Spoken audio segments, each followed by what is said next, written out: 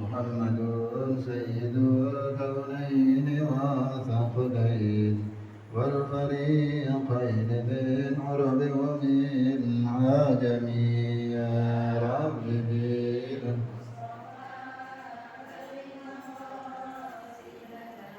اغفر لنا ما مضى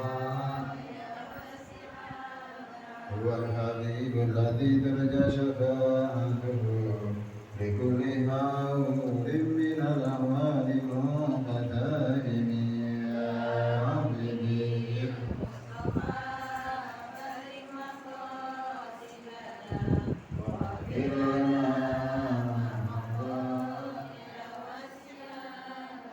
محمد ذكره رب لأنفسنا محمد شكره ذكر على الأمم يا رب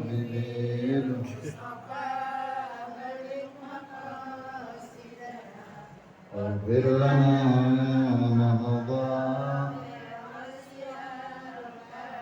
اللهم صل وسلم وبارك عليه وعلى آله. Assalamualaikum warahmatullahi wabarakatuh. Alhamdulillah wassalatu wassalamu ala rasulillah sayyidina Muhammad ibn Abdillah wala hawla wala quwwata illa billah amma ba'du. Yang sama kita hormati guru kita, orang tua kita, Ibunda Hajar Muhammad Ustazah dan ini adalah Ustazah Mutia dan juga Ustazah Komunikasilah, ibu-ibu para hujat yang dimuliakan Allah Subhanahu wa taala. Alhamdulillah kita bisa berjumpa kembali di Jumat ini, Jumat pertama di bulan Rabiul Awal. Kita sudah masuk di dalam bab fitar kisalah di dalam kitab Kabair. Kita awali dengan membaca Al-Quran surat Al-Fatihah. Ya, tabarukan kepada mu'alif hadzal kitab Syekh Syamsuddin Az-Zahabi, salah satu kitab tentang penjelasan daripada 77 macam dosa-dosa besar yang harus kita hindarkan. Jadi kepada guru-guru kita, Rasulullah apa ini kita salaman belajar mengajarkan kehidupan belajar nasib ini masalah masalah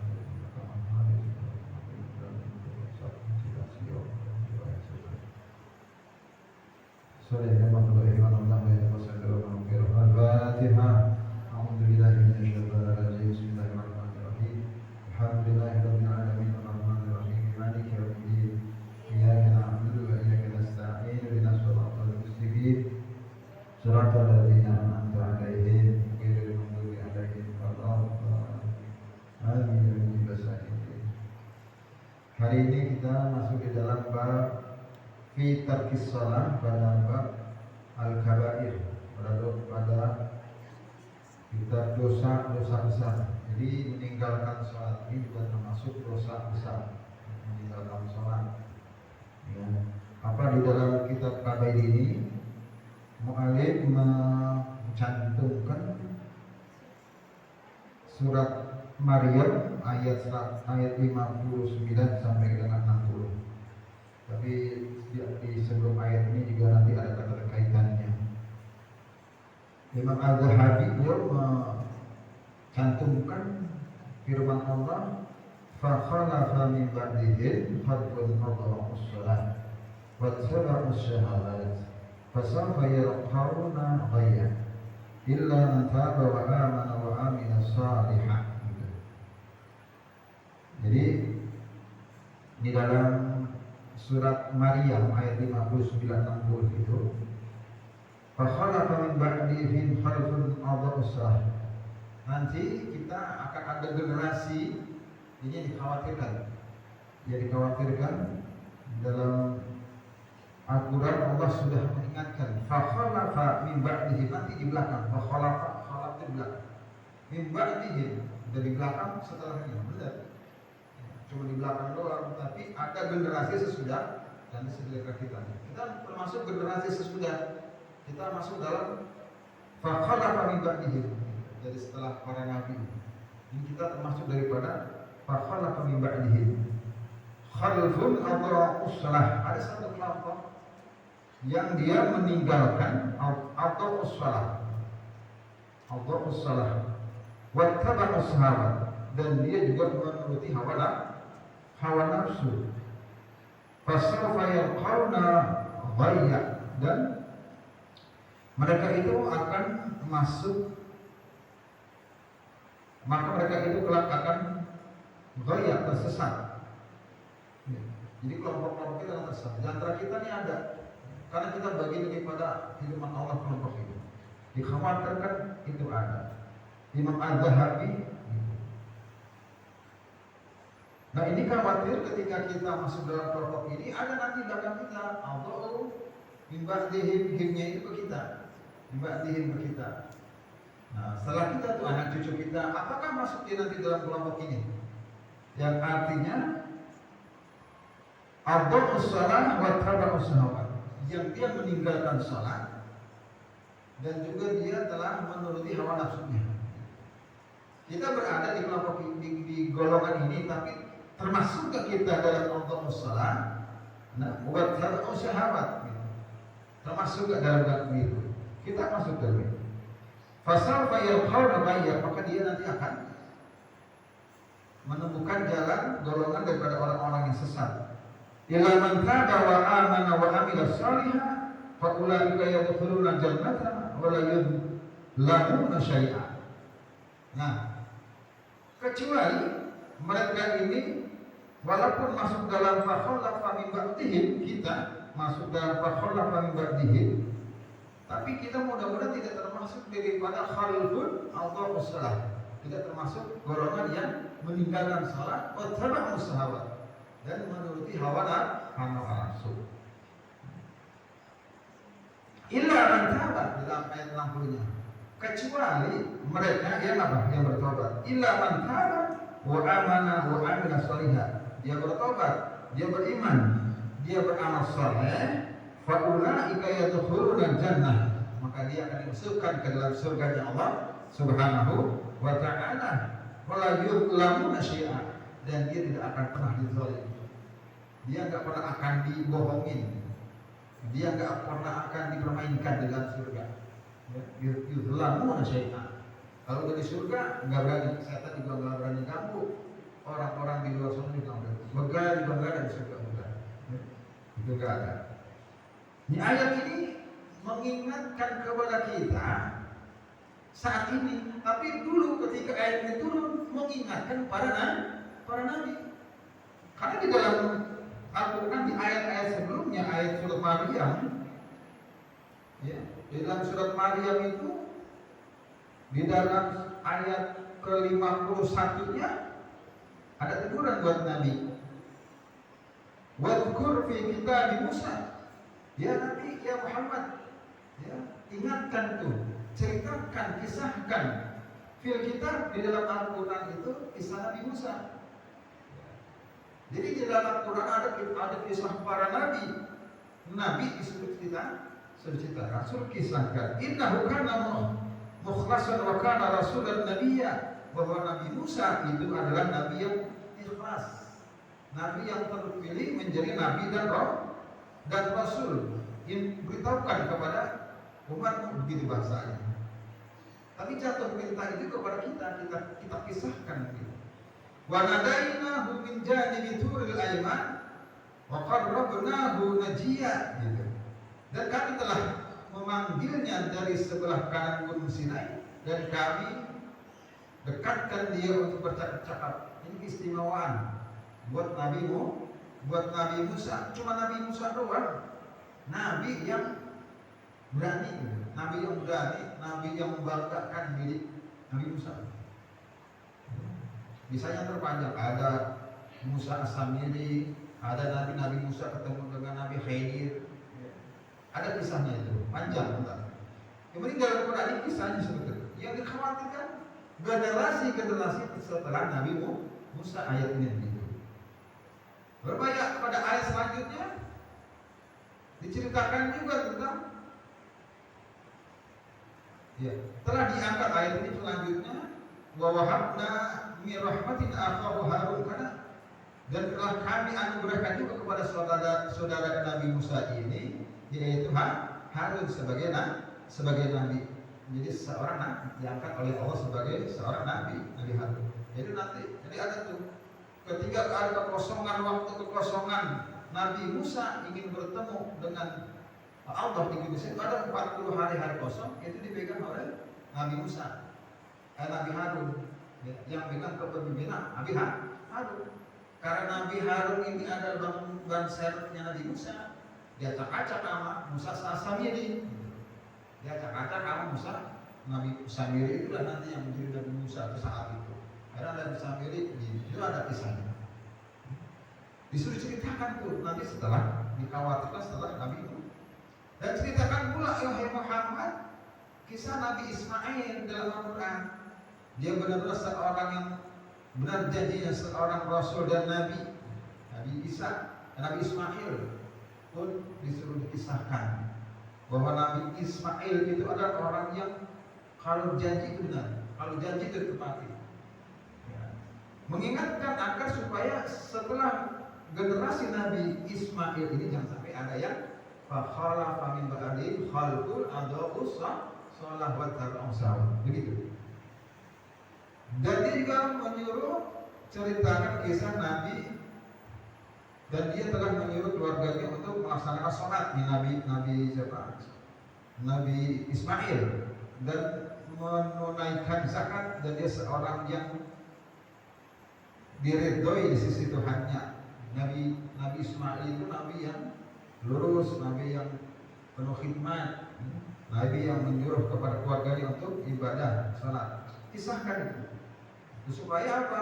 Ada golongan di belakang nanti kita itu jangan sampai dia terputus, ya, terputus dengan apa yang kita lakukan, ketaatan kita kepada Allah Subhanahu wa Ta'ala.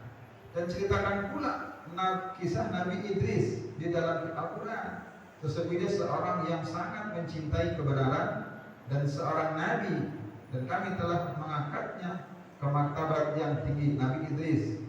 Ya, ada kisahnya, disuruh kisahkan Nabi Muhammad. Nah, barulah pada ayat ke-5, dan mereka itulah orang-orang yang telah diberi rahmat pada ayat 58-nya, yaitu dari golongan para nabi, dari keturunan Adam, dan dari orang yang kami bawa dalam kapal bersama Nabi Nuh, dan dari keturunan Ibrahim dan dari Israel, Nabi Yakub.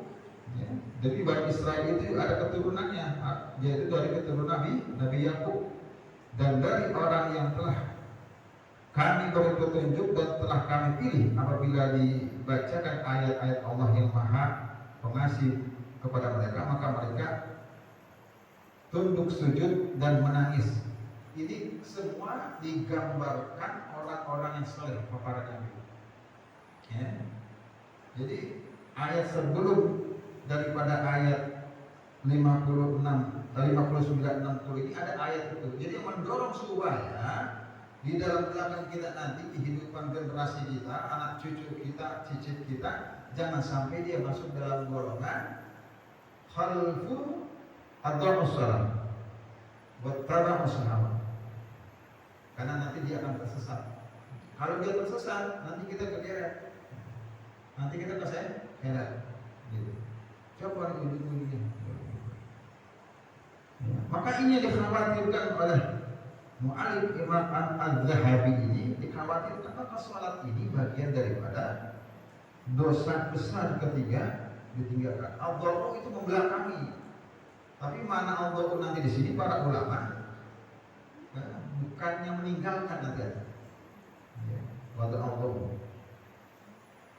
Nah, kecuali ini anak-anak kita ajarkan, anak-anak kita bekal, kasih bekal ngaji, kita kasih bekal. Jadi bekal ini jangan cuma berharap dari gurunya di sekolah, ustadznya di lingkungan. Paling utama itu orang tuanya di rumah. Tanggung jawabnya dia. Nanti ditanya bukan gurunya, guru SD-nya, guru SMP-nya, guru kuliah, bukan. Orang tua yang tanya. Kalau sekarang orang-orang itu Ustaz Ustaz gimana sih ngajarin anak-anak ini? Ustaz jadi. Tapi nanti di akhir terangnya adalah orang tuanya. Bagaimana dia sekolahkan? Maka untuk menjaga jangan sampai fakhalafa min ba'dihimnya itu menjadi khalifun Allah salat, kelompok yang meninggalkan salat dan mengikuti kawan nafsu, kita jaga. Supaya apa? Supaya dia nanti dia minta illa man taba. Walaupun dia nanti dalam kesesatan, dia nanti jalannya mungkin agak ada melencengnya, dia akan kembali. Sehingga dia taba wa amana wa amila salat. Sehingga dia mampu bertobat, mampu beramal soleh, mampu beriman dan beramal soleh. Karena bekal yang sudah kita tanamkan. Setelah bekal kita tanamkan, kita tawakal kepada Allah. Jangan tuh anak dipaksa-paksa terus. Kita tanamkan. Apakah tempatnya ngaji, antrenin, apakah dididik di rumah, apakah dititipkan di pengajian-pengajian. Itu bagian daripada bekal untuk menjaga jangan sampai khalfun min ba'dihim itu menjadi khalfun Allah salah wa khalfun sahabat. Ini bahaya. Ini Al-Quran yang mengatakan. Para nabi itu dikisahkan supaya jadi bekal dia nanti. Untuk menjadi bekal mereka nanti. Agar mereka bisa kembali dengan bertobat kepada Allah. Karena orang yang bertobat, orang beriman dan beramal soleh, ya, jaminannya ulaika hum yadkhuluna jannah.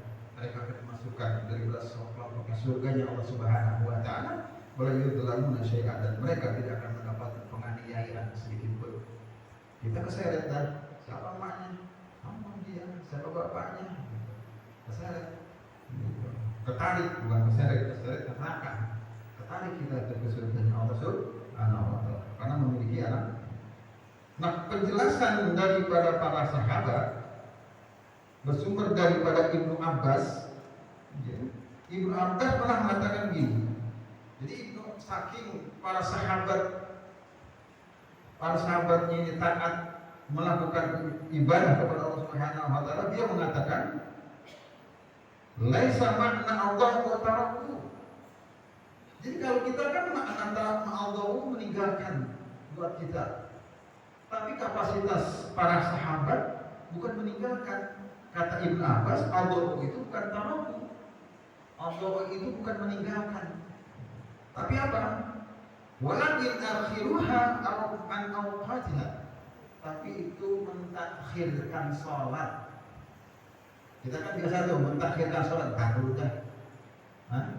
Rizka masih dikit lagi, ya, lagi jemurin dulu, lagi giling, lagi gilesin, lagi ngeringin, ya, ngepel baru 2 jalur, tuh, sinetron dikit lagi habis, tuh.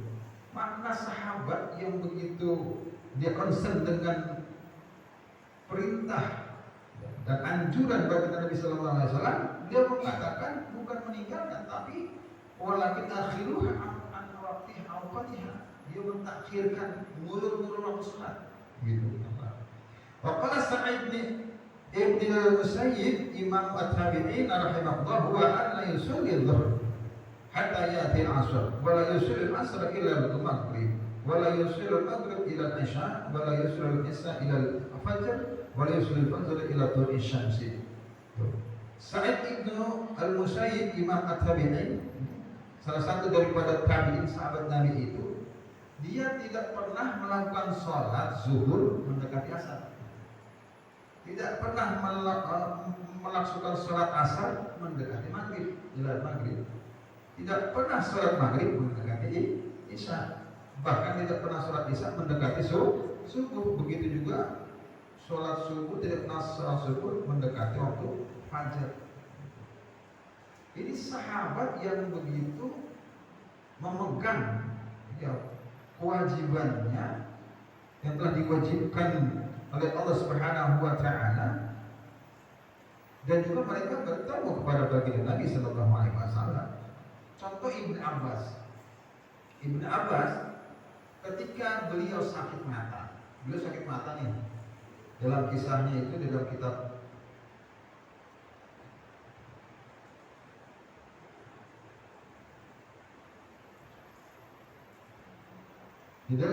Fadilah Asyar Amal Syekh Maulana. Jadi Zakaria Al-Kandah Wali itu menceritakan sahabat Nabi itu memang ketaatannya luar biasa. Contoh Ibnu Abbas nggak pernah dia namanya meninggalkan bahkan melalaikan sholat. Ketika dia sakit mata, apa kata tabibnya? Tabib itu tabib yang terkenal, tabib dokter yang kalau kita mah jadi andalan dah ini. Ya, dokter Apik, dokter apa gitu. Kita punya dokter yang kita bisa yakin bagus. Beliau sana tabib. Apa kata tabib itu? Ya Ibnu Abbas, matamu sakit. Untuk sementara dalam seminggu ini Anda jangan sujud dulu di atas tanah, tapi boleh sujud di papan di atas papan lebih tinggi. Ya orang sujud itu gimana sih? Kan sujud begini ya palanya, ya sujud kan begini palanya. Disuruh sama tabibnya itu sujud itu begini, gitu, di atas papan supaya apa? Matanya ini jangan sampai sembuhnya lama. Itu ditolak Ibnu Abbas. Setingkat sahabat. Padahal kalau ada rusuh begitu, zaman dulu memang tidak terlalu memikirkan rusuh. Kalau kita kan rusuh, itu dia nggak mau, karena ingin senantiasa sholatnya itu sempurna, sujudnya ya. Dia mau mengorbankan satu rakaat pun sujud itu tidak sempurna. Ini kelas Ibnu Abbas, mamanya Nabi. Dia tetap melakukan sujud itu. Tapi walaupun pada saat itu ulama membolehkan supaya jangan sampai terhindar daripada berkepanjangan daripada penyakitnya. Kalau kita umpamanya kan kena luka apa di depan nggak boleh kena air. Kalau kita wudhu lagi operasi katarak, jangan wudhu boleh kena air. Kita tayamum, itu pastikan boleh. Padahal pada saat itu Ibnu Abbas pun diperbolehkan ketika dia sujudnya lebih tinggi karena dia ada uzur penyakit. Tapi Ibnu Abbas sudah mau, luar biasanya iman sekelas para sahabat. Dia nggak mau meninggalkan daripada kerusuhan yang telah diberikan. Kalau kita ya nggak apa-apa, berdasar gitu. Maka saking kuatnya keimanan, saking teguhnya keimanan para sahabat itu, sampai perkara yang demikian diperjuangkan, tidak menjadi penghalang buat mereka itu di dalam melaksanakan sholat secara sempurna. Kalau bahasa kita mah orang Betawi namanya, ya mati gitu pokoknya, seperti itu. Paling mati gitu.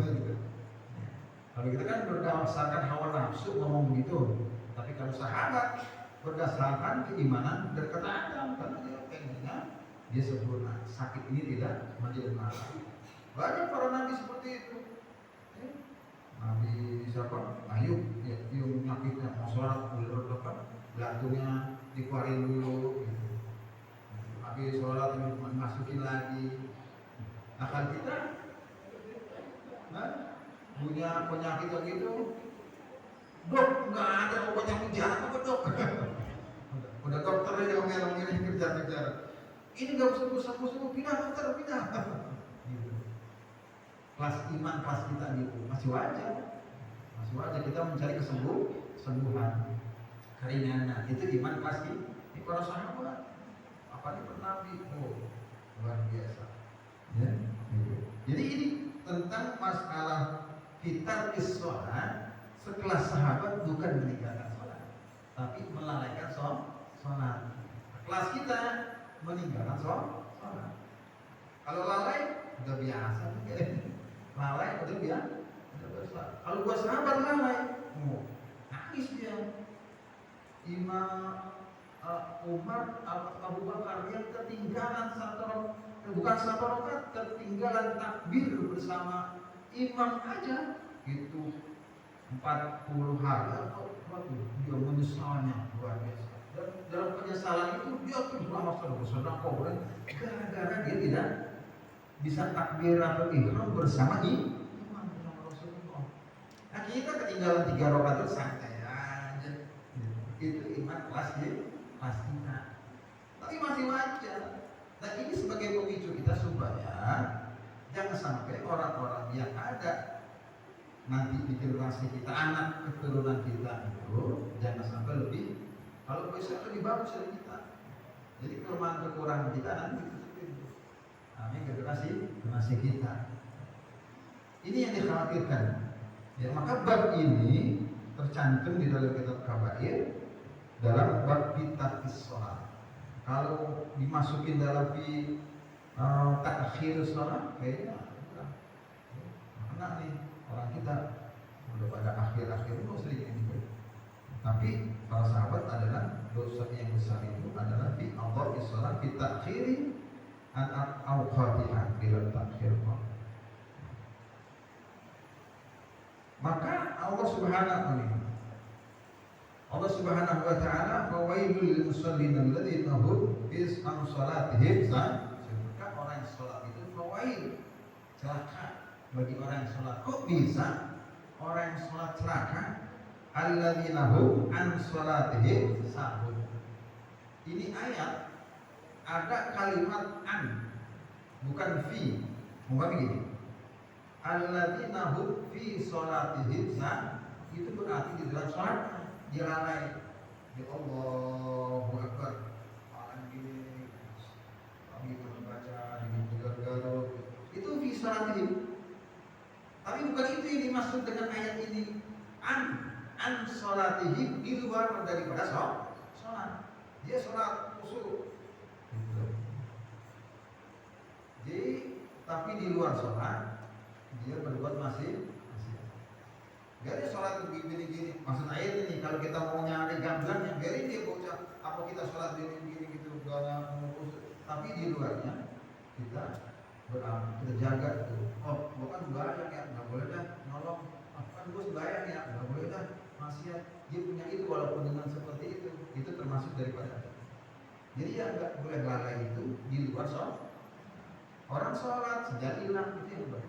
Tapi orang sholat garuk-garuk dia nggak khusyuk, masih bukan termasuk daripada ayat am sholati di luar sholat. Kalau fi sholati di dalam sholat. Maka ayat ini menggunakan kalimat am sholati, berarti ketika dia sholat dia masih maksiat, itu yang nggak boleh. Dia masih berbuat kejahatan, itu yang nggak boleh. Itu yang akan mendapatkan ancaman wailun. Ya, celakalah orang-orang yang sholat. Lo sholat masih nyolong, lo sholat masih mabuk, lo sholat masih gibah, lo sholat masih nyakitin orang. Itu yang termasuk daripada fawailul lil musallin. Itu aturan sebagai para ulama. Kalau para sahabat as-salatihim itu wahwa ta'khirul waktu, mengakhirkan daripada waktu sholat. Hai ta'khir sholat an waktiha, ataupun mentakhirkan sholat itu dari sisi waktu. Sama hum musallina lakinahum lamma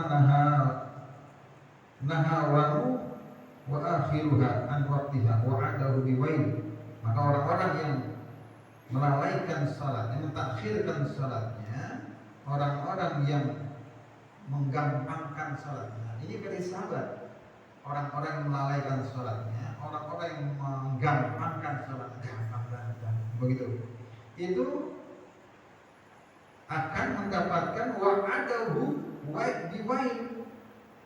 Dia akan dijanjikan oleh Allah itu wail, dengan celaka, dengan azab. Wail itu wahwa syiddatul azab. Wail itu adalah sedahsyat-dahsyatnya siksaan, sedahsyat-dahsyatnya azab.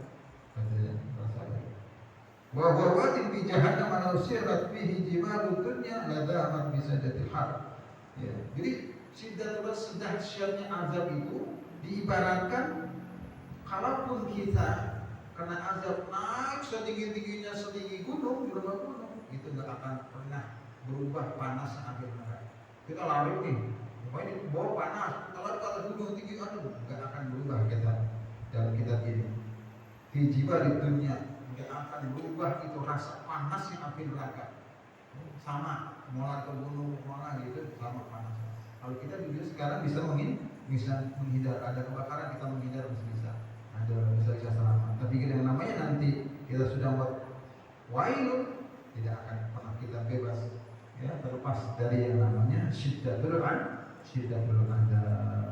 Makanya ya masih kita khawatirkan generasi sebelum kita supaya kita jaga.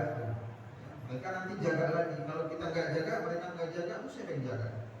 Kita jaga dari sekarang. Anak cucu kita jaga. Atau anak kita jaga cucu kita. Cucu kita jaga cucu kita. Tuh, saling jaga semuanya tentang masalah salat khususnya. Kalau salatnya benar, insya Allah. Ya, wasalahat jasad kulluh, maka semua ibadah yang dilakukan pun akan menjadi benar. Ya, salat. Maka hisab yang pertama, ya, hisab pada yang hisab itu adalah sholat. Ini dulu dan kita tentang masalah sholat. Ya, mudah-mudahan sedikit nanti kita lanjutkan, masih ada lagi pembahasan kisah-kisahnya. Ya, mudah-mudahan jangan medianya jangan terlalu banyak. Ya, sedikit yang terkenal. Mudah-mudahan ada manfaatnya. Bismillahirrahmanirrahim. A'udzubillahi minasyaitonir rajim. Bismillahirrahmanirrahim.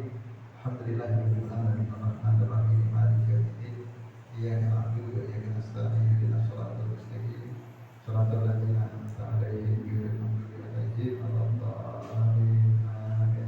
Rabbana karim waghfir lana ya rabbi ya arhamar rahimin rahmatan wa fadlan wa bisiril dzalimi warahmatul fatiha ya barakatan kasyifallah ya nabi al-qiyam wa yarhamtahu fi subhanaka tabarruna bihi ya salam wa akhiru da'wana Amin. Wassalamualaikum warahmatullahi wabarakatuh. Ya